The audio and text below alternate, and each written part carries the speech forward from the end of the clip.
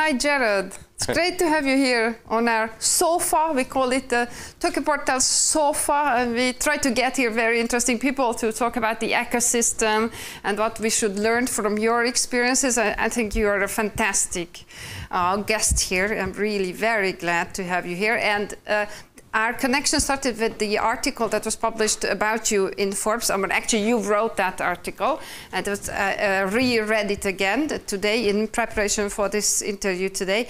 But my first question would be, have you thrown the javelin today already? Well, first of all, thanks to having me here. And unfortunately, I have not thrown a javelin today, but I did have the opportunity the other week to get out with my son and throw the javelin as he prepares for the Diák Olympia. Wow.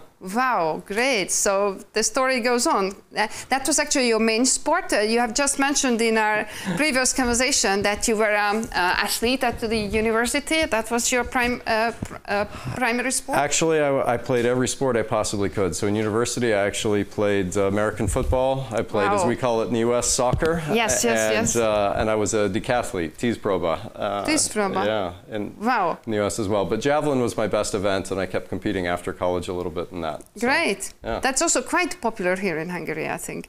Yeah, well, Zsófi Attila is an excellent example, and I competed against him in the US. He was much better than I was. Yeah, still is. Yeah, and you have just said that you met your wife, a Hungarian first-class tennis player at university, and then you co-founded the family with her, and you moved over then to Budapest to get the kids familiar with the European culture, etc. That's exactly it. Opportunity to be with family, experience broader culture, and you know, it's been a great move. Yeah, so you are an entrepreneur in every aspect of the life, because that's also a great venture, actually. It's a bit of a venture. Adventure and a venture. That's right. And it's funny, I was just reading The Power Law, which is the history of venture capital in Silicon Valley, and I learned that the origin of venture capital was originally called adventure capital. Yes. So. Yeah, absolutely. Yeah, great. And how did you first establish your first company, being a sportsler and being such a... Yeah, well, after my sports career was done, I started my professional career at Intel during the dot-com boom of the 90s and through the dot-com bust of the early 2000s. It was actually a great experience for me. And it's what led me down an entrepreneurial path. I started working with data at a large scale at Intel, decided that's what I love to do, is build business intelligence, analytics, decision support capabilities off of data. But decided I didn't want to do it within a company. I wanted to do it in a way that affected an entire industry. And to do that, I felt like starting my own type of venture in that realm would be the right path. And so that led me to graduate school. I chose MIT because it's known for entrepreneurship. So even though they didn't have an entrepreneurship major, that's really what I studied while I was there, as I got an engineering degree. And then shortly thereafter joined a Silicon Valley startup as the first outside executive. So I didn't start my own right away. I joined founders who had been successful before and learned from them as we grew a business together before venturing out on my own. Yeah, when was that? When did you venture your own? So I joined that startup in Silicon Valley in 2005. 6 years later, late 2011, beginning of 2012, I launched InfoScout, which was my startup. What was the idea of InfoScout? Sure. So the prior company was called Retail Solutions, and we convinced retailers to share their point of sale data, so what sold for every product every day at every store, with the brands who sold products through them, so that the brands and retailers could work off of the same data, the same insights for forecasting, for pricing, for running promotions. And many of the brands, Nestle and Unilever and others, would come to me asking questions that couldn't be answered with retailer point of sale data. It required a consumer view. You had to be able to track consumers across all the different retailers that they shopped. And this data wasn't available from the retailers. And I couldn't understand why they were coming to me. They knew I didn't have it. What was wrong with Kantar and Nielsen and other companies that supposedly had this consumer data? And the more I dug in, the more I realized where they were falling short in terms of trying to capture this data. And so that's what led me to venture out on my own. The timing, late 2011, in the US, 1/3 of American households had smartphones. In Europe, you're already at about 2/3 of households had smartphones at that point. And I just made a bet that US was going to follow Europe, and quite frankly, everyone would have a smartphone at some point, following a Moore's Law that I had learned at Intel firsthand. And that would allow us to appify and gamify the experience of consumers participating in a consumer purchase panel tracking all of their purchases. And moreover, instead of scanning barcodes for every product, we could just get them to take a picture of their shopping receipt. And in 10 seconds, they could report. The receipt itself. That's exactly it. Well, I read about it, but just I couldn't imagine. So, I mean, I bought a mobile phone, and I should then picture it having the receipt in my hand. So groceries was our primary tracking. So any kind of fast-moving consumer good, as opposed to consumer electronics or apparel. Our strength was really the kinds of products that you buy in grocery stores or ABCs, yes. mini markets. So anytime people would shop at one of those, no matter where they shopped or what they bought, they would use our app to take a picture of the receipt. They would get some kind of gamified cash reward, and we would get the data. And then we would figure out what products were represented by those short codes on the receipt. So that involves some machine learning and technology, a lot of computer vision as well, a lot of crowdsourcing. And from there, we could build business intelligence and insights for the brands to track consumer behavior across retailers. Great. And what was actually the result? I mean, what could your partners learn from the data that you provided with? Yeah. I mean, I imagine in general, but if you can... I mean, at the simplest level, market share and market trends. A brand wants to know, do I have a 12% share this month or a 13 or 15% share? Is my share increasing or decreasing relative to the competition? Is the category growing or declining? When they launch new products into the market, they need to understand who's buying those new products. Is it people who are already buying their brand and now they've just swapped? That doesn't really grow sales for the brand as a whole if they just switch to the new product away from the old. Or are they capturing consumers who were previously purchasing a competing brand? Or more importantly, are they drawing in consumers who didn't buy that category of product at all, and now all of a sudden because of this new product, they're buying the category? Because if so, that will help them convince more and more retailers to carry that product. It'll also influence their marketing plans of who are they targeting, why are they targeting them, what's the key messaging that's helping them win in the market. So we would provide all kinds of insights around new product introductions, about responses to promotions, responses to advertising, response to pricing, shopper journey, all kinds of insights. And you then experienced a huge growth, right? So yeah, it didn't happen overnight. We struggled to raise money in the beginning, everything from angel investors and getting them on board. Even in Silicon Valley. Yes. even when I'd had success building a company from 0 to 60 million in revenue previously, even though my co-founder already had 2 exits, we had trouble raising money in Silicon Valley. And, how long did it take then? It took us about 6 months to get our first angel investments, and that was a lot of effort that went into that. That did not just suddenly happen, and a lot of rejections. And then it took us another 5-6 months after that to raise venture capital. And so, and quite frankly, I sequenced things wrong. We started pitching VCs too early. Yeah. We should have focused on the angels earlier, gotten some traction with that money, and gone to the VCs. But once we had the money, we were able to build an app that really attracted a lot of consumers to take pictures of the receipts. We started collecting a massive amount of data compared to the incumbent competition very quickly, and in doing so, that really helped us turn the corner in terms of a growth trajectory, being able to get funding, invest further, and start growing the business. And it started to really take off for us. What was the headcount? Well, it grew to 130 people within 6 years. We took some things that were outsourced that involved actually probably 1,500 people in India doing transcription and brought that in-house. The business is now about 3,500 people globally. Yes. So it's still going on, the same? It's still going. It's a very strong, rapidly growing business and doing very well. It's now under the brand name Numerator. Okay. We don't have that much time. It was very interesting, but nevertheless, if I could still ask about the very beginning, can you recall that moment when it occurred to you, this idea that you will be able to attract? The funny thing about it was I started having some theses around the idea of using smartphone apps inside of a retail environment, a retail store. I thought taking pictures of shelves, capturing pricing, figuring out whether a promotional display was up or not, merchandising tasks was really what I was focused on in the beginning with the idea. And then as the John Braylig, who became my co-founder, and I started exploring these, the idea of the receipt capture and consumer panel had been one of the ideas, and he started asking more and more questions there because he felt like there's a lot more tech involved and potentially differentiated technology that would create a moat versus competition if we could solve that problem. And so really through kind of his wisdom, were we able to focus our energies on that particular use case and only that use case out of the 100 things we thought we could do with a shopper with a smartphone app. And by doing that, we started off in a direction that, quite frankly, just kept leading us further and further deeper into that business, and we never branched out into the others because it was so lucrative to go and win that market. Yes, great.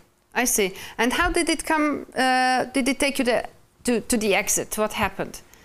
Sure. So we raised a Series A after a year, traditional venture capital, Bain Capital Ventures. A year and a half later, we raised from a strategic, so a company at a global scale that would have been a competitor, and quite frankly is now the owner of the company this many years later. And so we raised our Series B. That gave us a lot more cash, a lot more runway. We kept growing. We explored Series C from traditional venture capital. We didn't like the terms. We ended up doing venture debt instead. It turned out fantastically for us because 6 months later, we had some very nice acquisition offers and decided to take a majority buyout, keeping skin in the game ourselves and continuing to grow the company with a new majority shareholder. That majority shareholder is Vista Equity Partners. They're the largest software investor in the world, really. They own about 40 major software companies. About the size of Oracle in terms of software revenue at a global scale, to give an idea. And they kept investing in the business, and we kept growing it, and realized a full and complete large exit this last year, August. Last year? Yeah, what happened in 2017? 17 was the majority buyout by Vista Equity Partners. Yeah, I see. And then we kept with it, kept growing the business with them as the majority owner. Yeah, okay, and for another 4 years. Exactly, and then a full exit last August. Great, fantastic. Congrats. Okay. And what's next? You have this foundation, you have this Robotics Foundation, for example, or what's your current major focus? Sure. There's 3 things I'm doing right now. One is Revolution Robotics Foundation. I had been coaching my kids' robotics teams out of our garage in Silicon Valley. I had seen firsthand what an amazing experience competitive robotics for kids could be.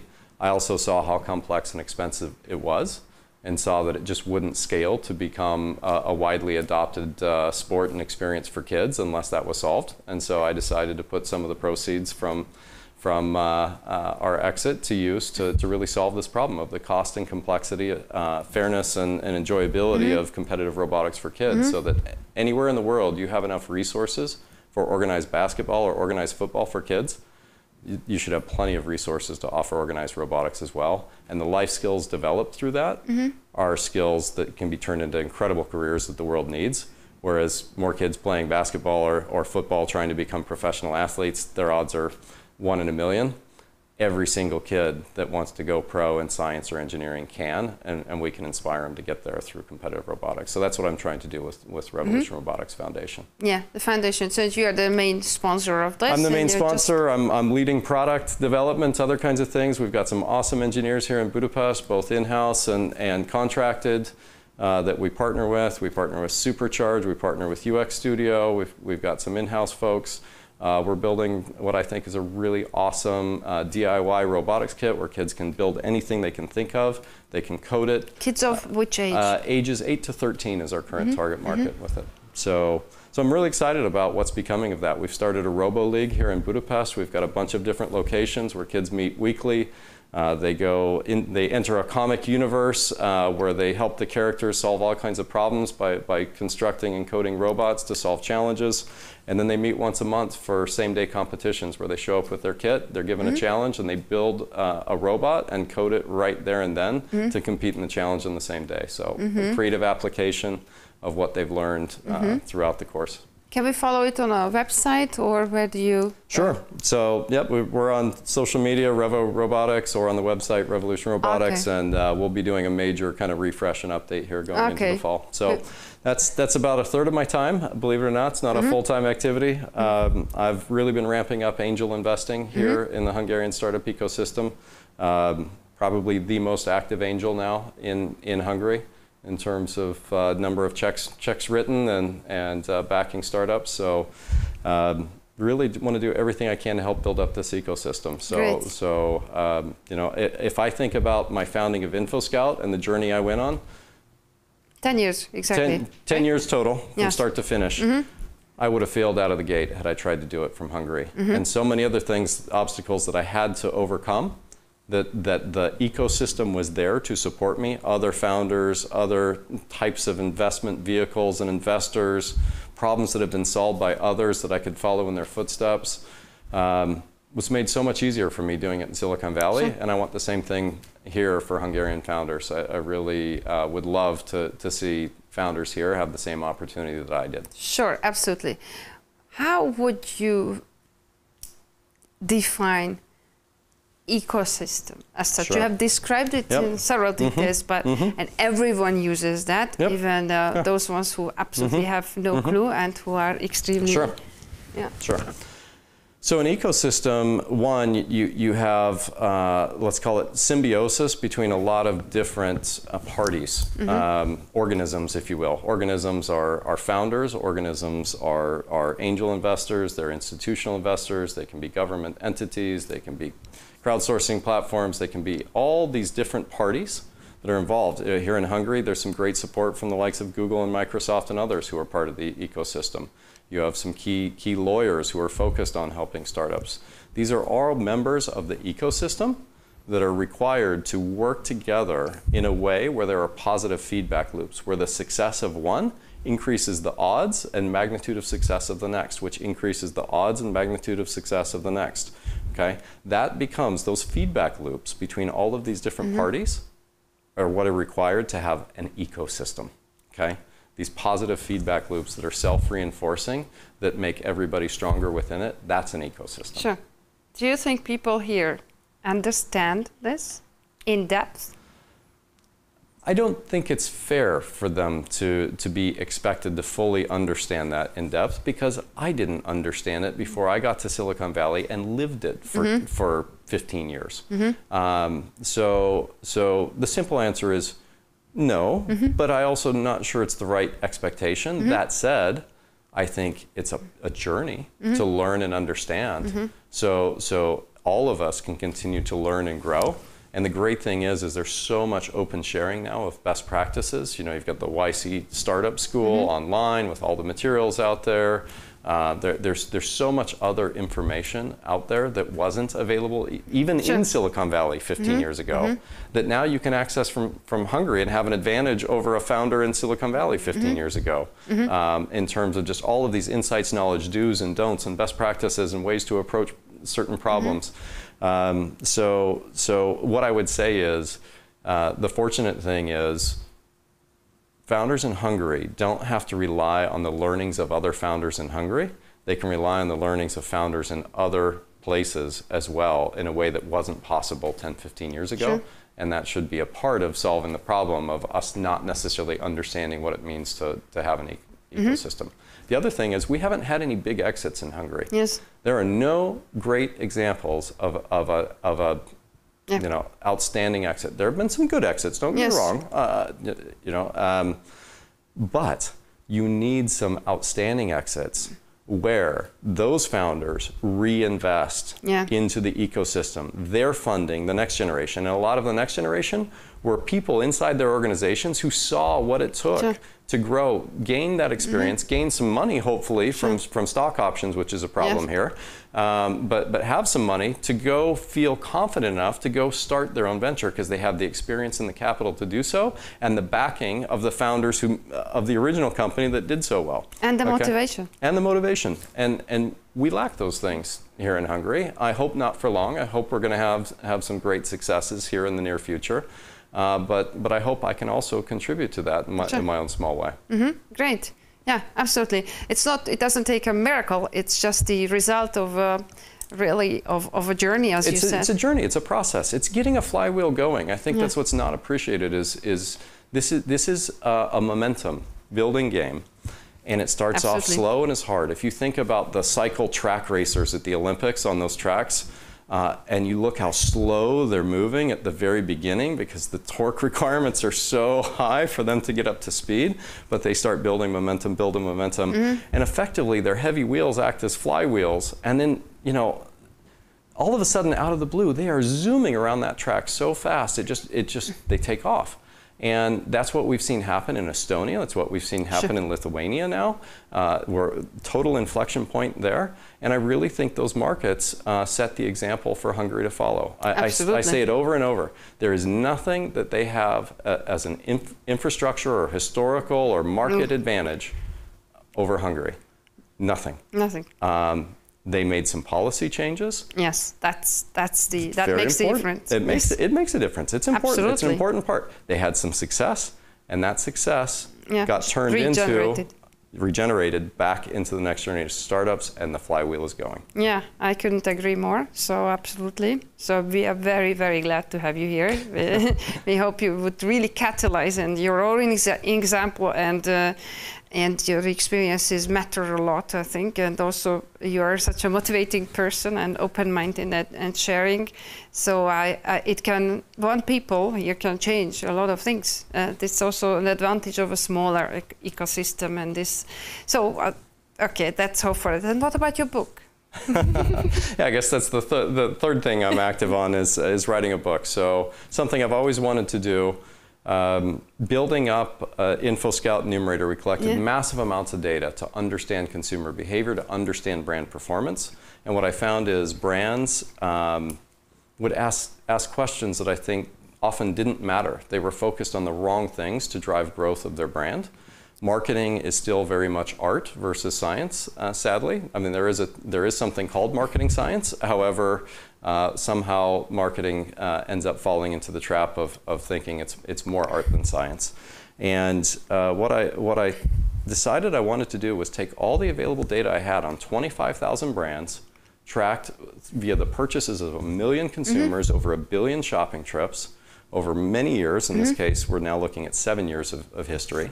Tie that to every advertisement on every platform for every brand, every promotion in store across every retailer, all of the pricing and availability of every product there is, all these brand trackers, unify it all together, identify breakout winners out of these 25,000 brands. Who are the brands that really took off and grew? Identified 58 of them and said in their product category were there brands that had the same chance to grow that actually declined, paired them up, the winners and losers together, and used all of this available data to figure out how did the winning brands win and why did the losing brands lose. And so I've completed that study. I think I have some pretty groundbreaking findings from it in terms of how brands grow. I've used it to create something I call the brand growth flywheel of all things. And it's a new framework for understanding how to drive growth in consumer goods brands. And so that book will be published later this year. It's called Breakout Brands. Breakout Brands. Breakout Brands. Yeah. Great. Looking forward to reading that. Thanks. So thank you very much for sharing your experiences with us. I hope you will return and hope to meet you very often in the ecosystems other events and hope we will cooperate. I'm sure we will. This. Thank you. Thanks so much. Cheers. Thank you. Thank you. All right.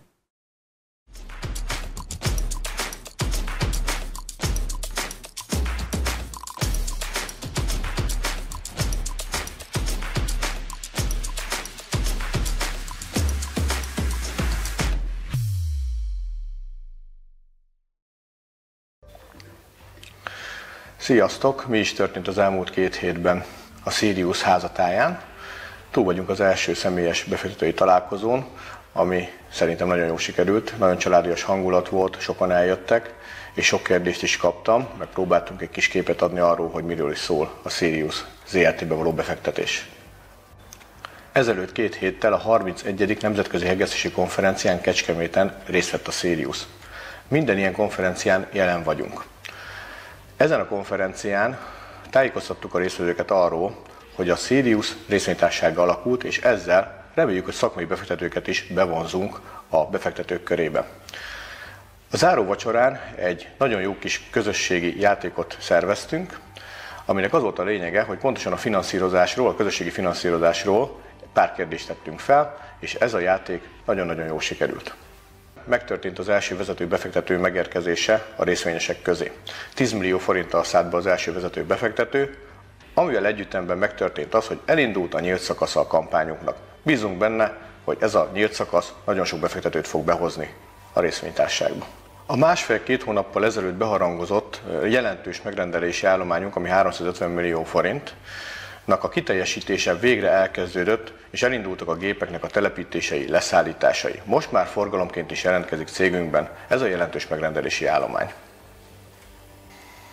További információkért kövessetek minket a közösségi oldalainkon. Sziasztok!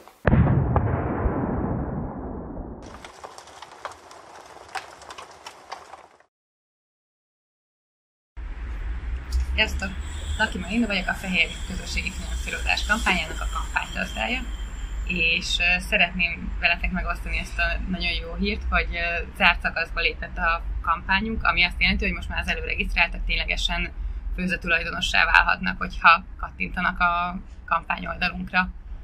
Mivel számunkra ez több, mint egy tőkeemelés, nagyon fontosnak tartjuk, hogy egy közösség formálódjon így körülöttünk, ezért a minimum összeg az 50 000 forint, amivel be lehet lépni. Azt gondoltuk, hogy ez egy viszonylag alacsony összeg ahhoz, hogy bárki átérezhesse azt az érzést, hogy milyen, ha valaki főzetulajdonossá válik.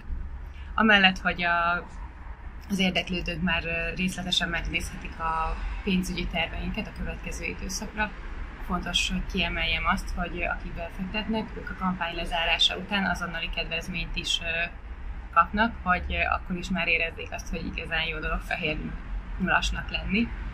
Ez többek között egy állandó kedvezmény, ami a webshopunkra és a teprunkba egyaránt használható, akcióktól függetlenül.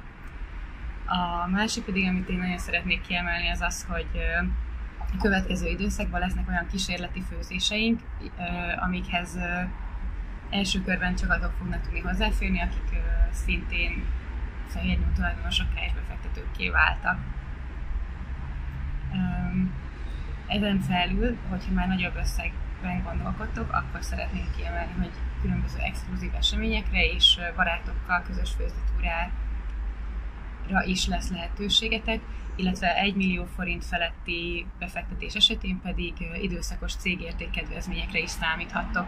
Ezzel kapcsolatban figyeljétek a Tőkeportál hírlevelét és a formunkat. Köszönjük szépen, sziasztok! Sziasztok! Örömmel jelentjük be, hogy május 30-án éjfélkor lezártuk Magyarország eddig legsikeresebb crowdfunding kampányát. Először is szeretnénk megköszönni ezt az összes befektetőnknek.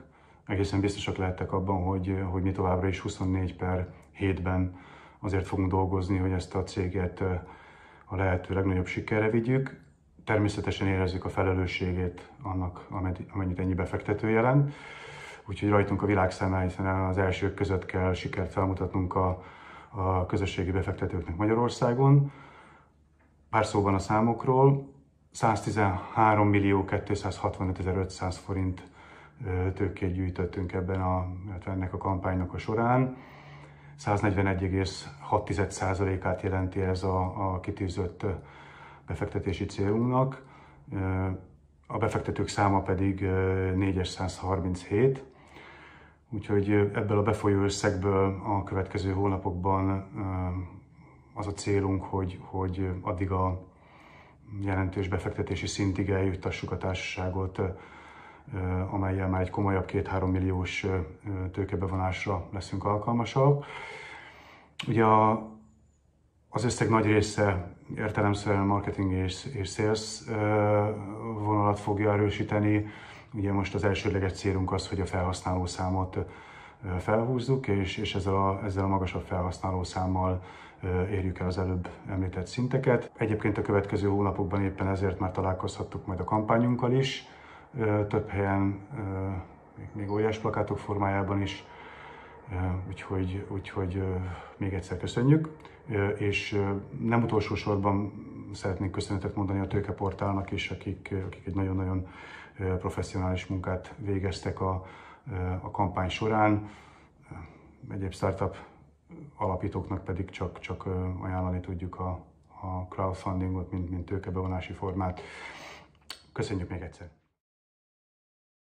Itt van velünk a Tőkeportál kanapéján Tóth Zsófi, a Volteum egyik alapítója, akiről akkor hallottunk először, amikor Berkovics Dalma itt a Microsoft for Startups nevében büszkélkedett az eredményeikkel, és nem utolsó sorban, sőt elsősorban Zsófiék eredményével, mert a Microsoft for Startups regionális seregszemléjén, eseményén a Volteum vitte most el a pálmát, csak akkor nem tudott velünk itt lenni Zsófi, mert éppen ez ügyben külföldön is tartózkodott, és a Volteum egyik fontos mérföldkövét teljesítették, és ezért kivártuk, hogy megjöjjön, és itt részt vegyen a kanapén ebben a beszélgetésben, és hadd halljunk akkor róla többet.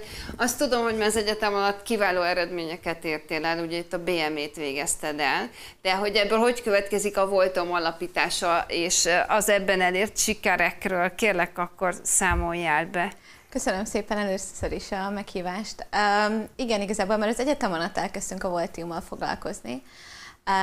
Én energetikai mérnökként kezdtem el tanulni a BME-n, és ott az energetikai szakkollégiumban kezdtem el szabadidőmben tevékenykedni, és ott ismertem meg a 3 másik alapítótársamat, Dávidot, Kornélt és Krisztiánt. És először csak kisebb projektekben dolgoztunk együtt a szakkollégiumban, és utána pedig már a szakkollégium vezetőségébe is bekerültünk, és azt vettük észre, hogy nagyon jól megy a közös munka. Ők is energetikai szakmérnökök? Igen. Nagyon jól megy a közös munka, nagyon szeretünk együtt dolgozni, és így a szabadidőnket is szívesen töltjük együtt. És az egyetem végének közelettével elkezdtünk arról beszélni, hogy milyen jó lenne ezt folytatni egyetem után is. A saját vállalkozásunkban, a for-profit szektorban, és hogy tényleg valamilyen nagy problémát meg tudnánk oldani az ötletünkkel. És igazából innen indult a Volteum, és így kezdődött a közös sztorink a srácokkal. És mi a nagy probléma, és mi az ötlet? Ahogy egyre inkább terjednek az elektromos autók, mind a magánszemélyek, mind pedig a vállalkozások, egyre nagyobb problémákkal fognak szembesülni az elektromos autóra váltáskor. Nem tudják, hogy mikor fog lemerülni az autó, nem tudják, hogy mikor kell tölteni, pontosan milyen az optimális útvonal, mennyibe fog kerülni a töltés. Nagyon sok olyan kérdés van, ami benzines vagy dízeles autónál soha nem merült fel.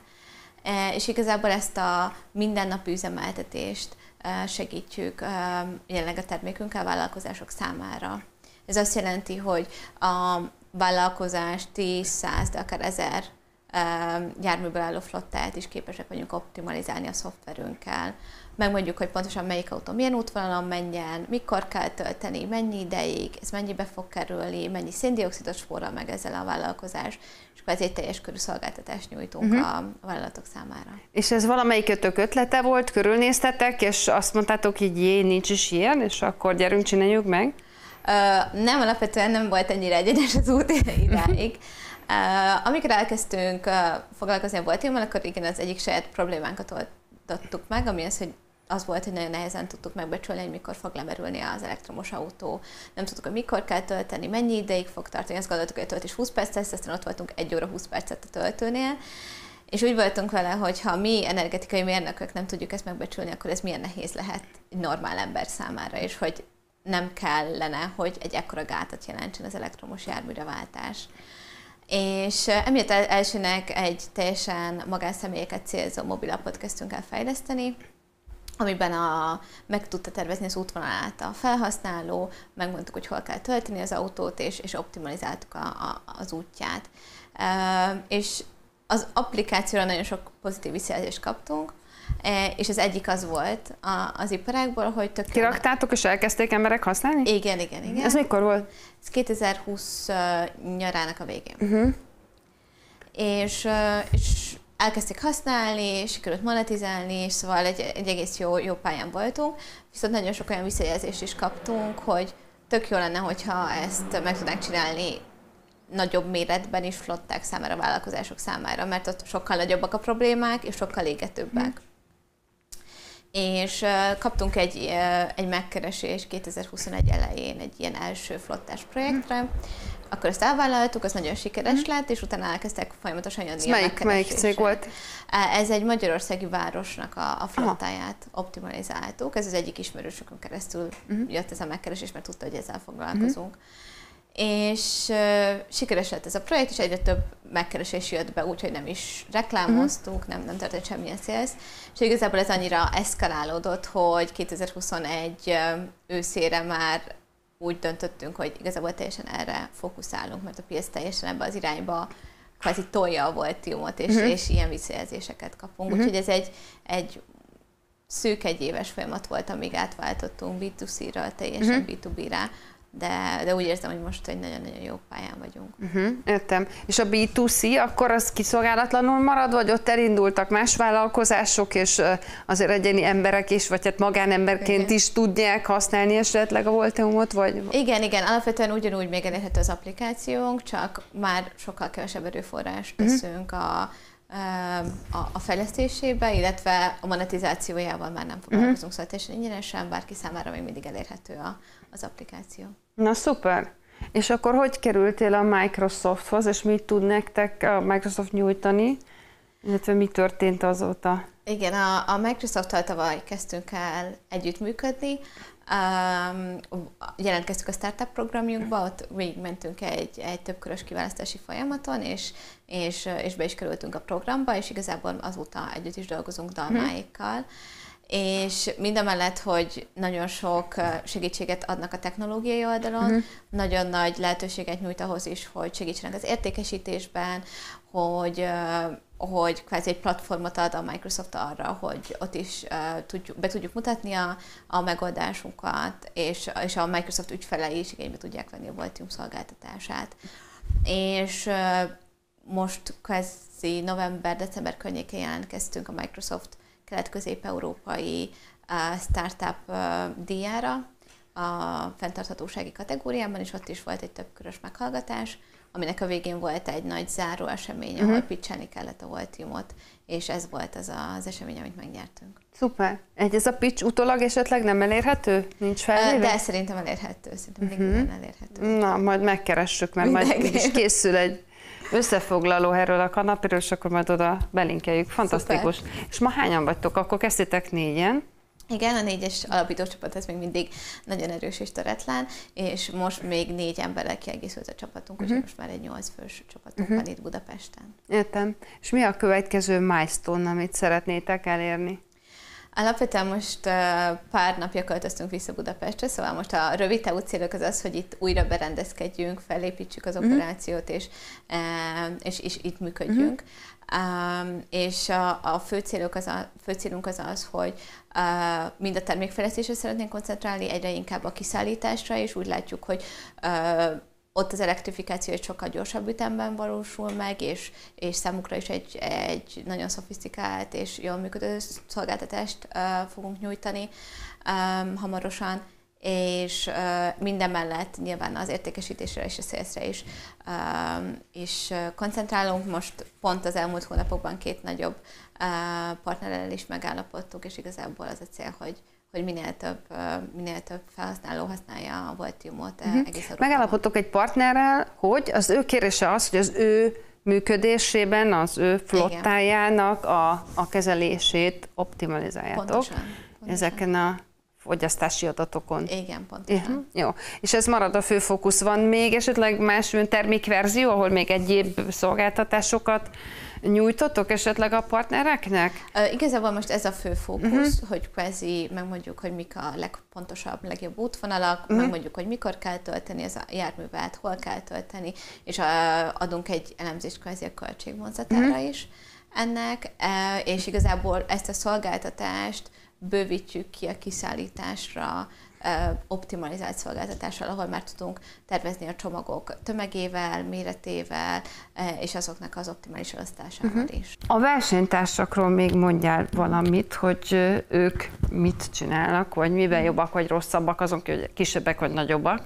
Alapvetően egy nagyon érdekes a piaci helyzet, nagyon sok flotta üzemeltető cég van, aki szoftvert gyárt, nagyon sokan vannak, akik elektromos autóval foglalkoznak, de úgy látjuk, hogy a kettőnek a metszetében egyelőre nagyon kevés cég van.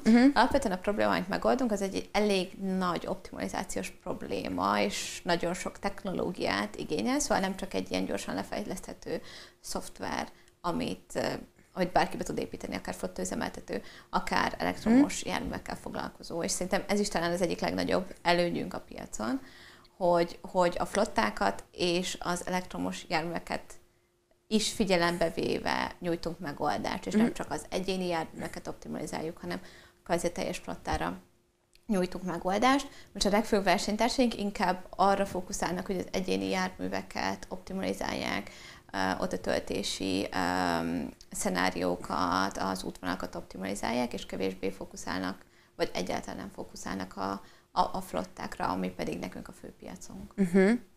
És ezt hogy kell érteni? Próbáltam most magam elé képzelni. Mit jelent az, hogy ti a flottára fókuszáltok konkrétan? Tehát először azt hittem, hogy értem, de most így belegondolva mégsem teljesen. Igen. Például, hogyha veszünk egy kiszállításflottát, ahol van nagyon sok elektromos furgon, ott nem csak arra van szükség, hogy egy-egy elektromos furgonnak az útvonalát optimalizáljuk, hanem az is, hogy a bejövő több ezer napi csomagot mondjuk elosszuk a különböző furgonok között, megmondjuk, hogy ők hogyan, mely útvonalon közlekedjenek, hogy ez optimális legyen, megmondjuk, hogyha visszajönnek a telephelyre, akkor mikor töltsék a járművet, úgyhogy optimális legyen, és mondjuk ne egyszerre töltsék, mint a több száz járművet, mert nyilván az egész más kapacitást igényel, és kvázi ez a legnagyobb hozzáadott értékünk, hogy nem csak egy járművet nézünk, hanem a teljes összképet. Terveztek tőkét bevonni? Igen, hamarosan elkezdjük a tőkebevonási folyamatot, úgyhogy igen. Kockázati tőkéseket kerestek fel? Igen, alapvetően most egy amerikai befektető beszállt az év elején a Volteumba, szóval kaptunk egy befektetést már, és hamarosan elindítunk egy következő bevonást. Ugyanúgy Amerikából? Már vannak érdeklődők Amerikából, Európából is, úgyhogy meglátjuk, hogy kivel sikerül a legjobb összhangot megtalálni. Egy pár mondatot mondj el arról, hogy ez hogy jött tető alá, ez az amerikai befektető, hogy esett be az ajtón, vagy az ablak, hogy repült be angyal, vagy pedig VC? Ez egy amerikai VC, ez konkrétan a Techstars, akinek bekerültünk az accelerátor programjába. Ezért voltál a Techstars programban. Igen, Torinóban, és ez a programban való részvétellel jár egy befektetés is, amit nyilván a Volteum fejlesztésére fordíthatunk, és így. És ők fogják a következő kört is szervezni, vagy támogatni? Vagy? Alapvetően van rá lehetőség, hogy ők is részt vegyenek. Általában az a megszokott, hogy ők csak egy kisebb összeggel járulnak hozzá a következő körökhöz, és a lead investor az nagy valószínűséggel egy másik cég lesz.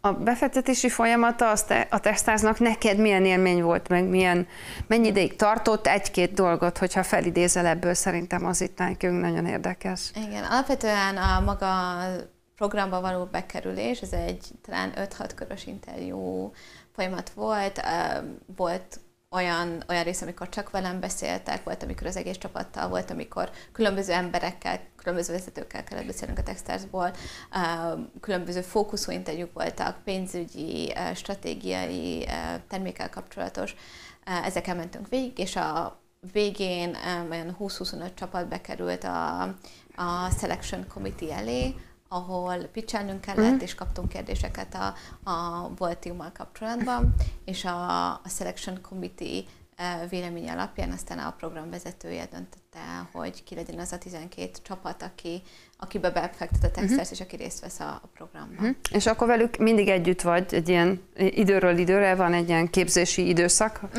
Most alapvetően lement ez a 3,5 hónapos képzés, és mivel most már kvázi tulajdonos lett a Techstars a cégben, ezért van egy ilyen havi check-in, amikor mindig beszélünk, beszámolunk arról, hogy mi történt a cégben, hogyan sikerült a céljainkat teljesíteni, hogy állunk a KPI-okkal, úgyhogy van egy folyamatos aktív kapcsolat, de a képzés az mostanra lezárult.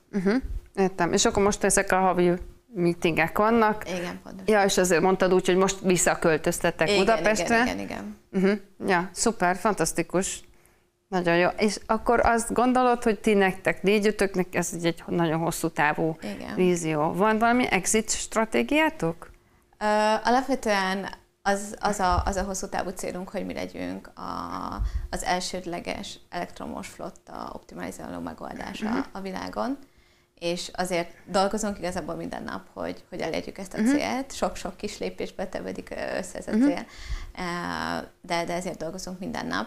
És nyilván a mostani partnereink között is már látunk olyan cégeket, akik potenciális exit partnerek lehetnek. Nyilván ez folyamatosan benne van nekünk is a hosszú távú stratégiánkban és a fejünkben, de nem akarunk kizárni semmilyen lehetőséget is, még nagyon korai fázisban vagyunk, úgyhogy nyitva tartjuk a lehetőségeket.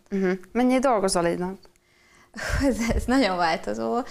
Most a textársz alatt azért a 10-12 óra az bőven megvolt.